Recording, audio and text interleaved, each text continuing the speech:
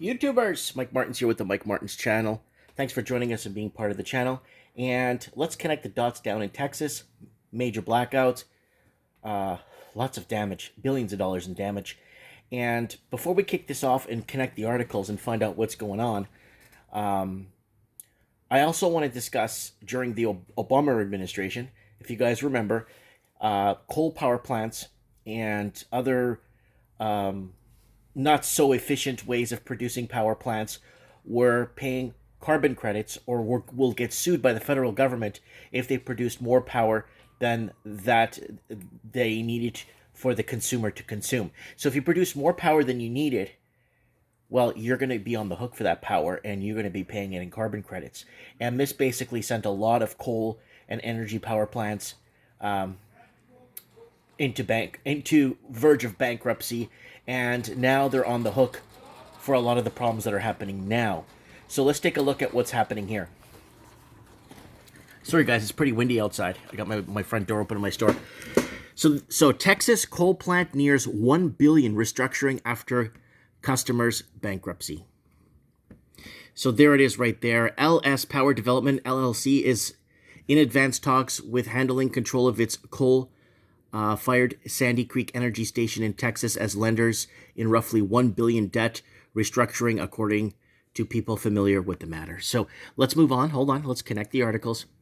In the wake of blackouts, Texas ratepayers may be on the hook for $12 billion. So what do you mean by ratepayers? Well, maybe it might say it here. Hold on. If it doesn't, I'll explain to you. The invoices and proposals are still being sorted, but it appears that Texas ratepayers may eventually be on the hook for about $12 billion in electricity-related costs due to the February snowstorm and blackouts that killed 111 people, caused by tens of billions of dollars in damages. So let's see if we have it here. It does it go into it?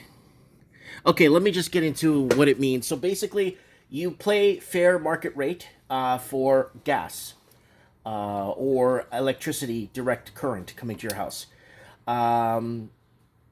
So the current is directly to your home, but you're paying fair market value. So you usually pay fair market value plus 1%, sometimes plus 2%, and your rates go like this all the time, up like this. They're always going like this because the price of energy is very hard to predict. But because this happened, the price of energy spiked and the price of producing the energy spiked and the price of distribution of energy spiked. A lot of people are on the hook because they got this this rate that moves around, right? And that is very dangerous to be caught in. And that's what's happening here. So ratepayers may be on the hook. So if you're paying ratepaying, watch out, people. Okay, lawsuit or bankruptcies. Longhorns of Texas power price dilemma. So here it is. Texas lawmakers on Thursday found themselves on the horns of a power market dilemma. Expect lawsuits from utilities and traders if they retroactively cut cold snap electricity prices or cascading bankruptcies if they do not. So there's a big issue. So the state's grid operator sharply hiked power prices during the February freeze, pushing two power companies into bankruptcy and promoting others to default on bills. Officials this week called the regulator Public Utility Commission, PUC, of Texas to immediately reduce about $16 billion in power prices. Now let's move on. Yeah, it's this one. Winter storm fallout sends Texas power firm Gridley into bankruptcy. Another one there. So there it is. I'm not going to buy this to read this article, but I wanted to throw that out. Just Energy seeks bankruptcy after Texas loss.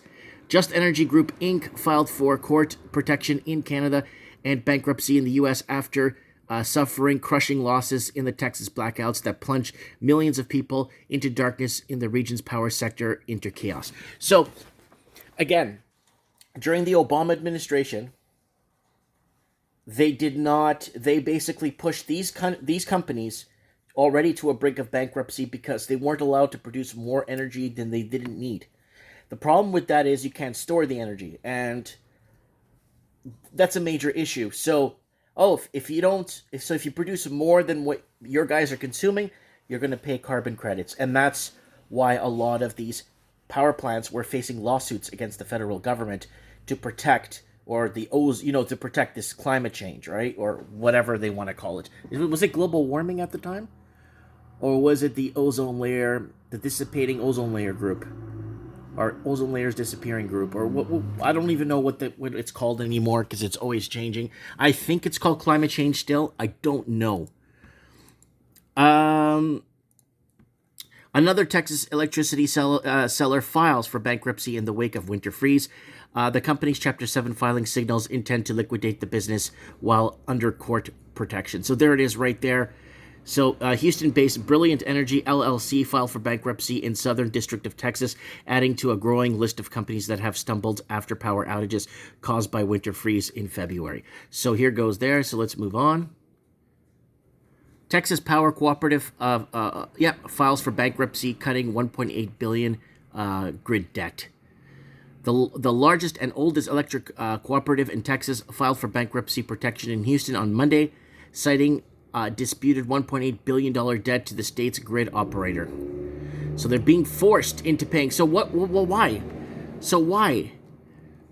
So it goes on to say right here, the grid operator, the Electricity Reliable Council of Texas, ERCOT, on Monday said that the $2.46 billion in bills went unpaid, underscoring the financial stress on utilities and power marketers. ERCOT act in part of clearinghouse, collecting from power buyers and paying those who provide the electrons. So again, it's a liquidity trap. So it goes on to here.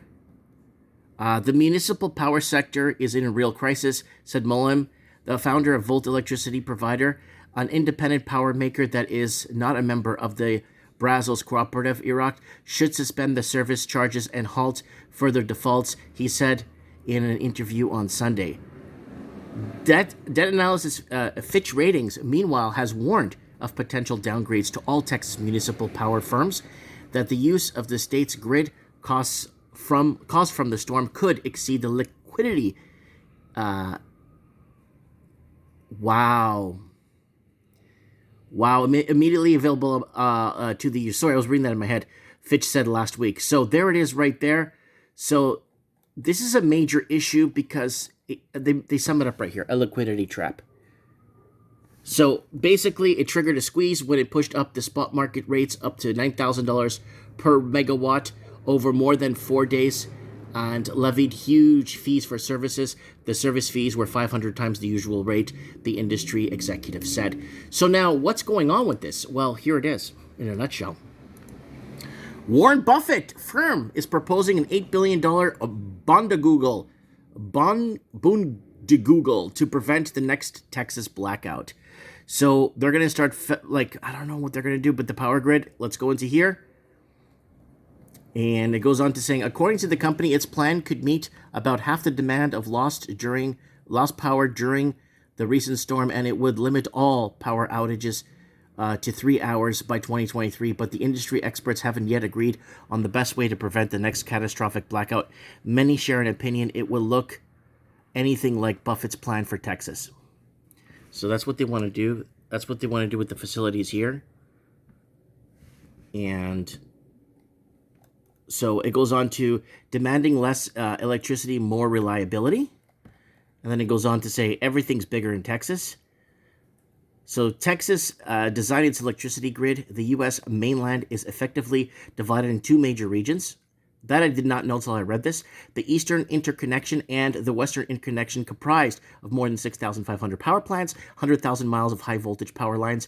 But Texas effectively seceded from the rest of the country's grid after 1935.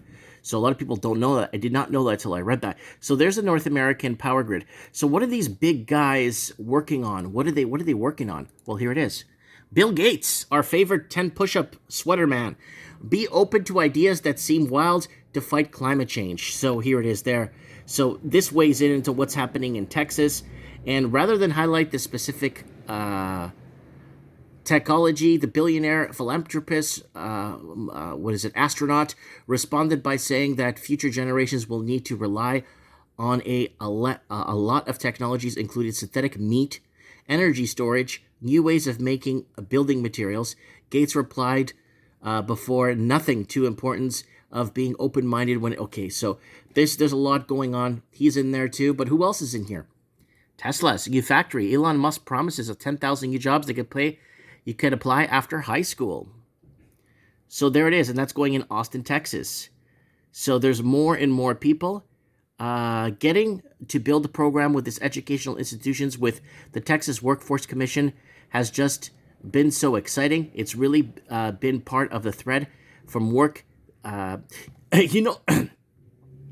the Tesla's Austin plant will produce forthcoming electric Cybertruck and Model Y crossovers. Texas is the third most popular state for Tesla vehicles. So there's the drone footage of the plant. Now, let me tell you, they're moving in. The big boys are moving in. How Elon Musk plans to power the planet with renewable energy.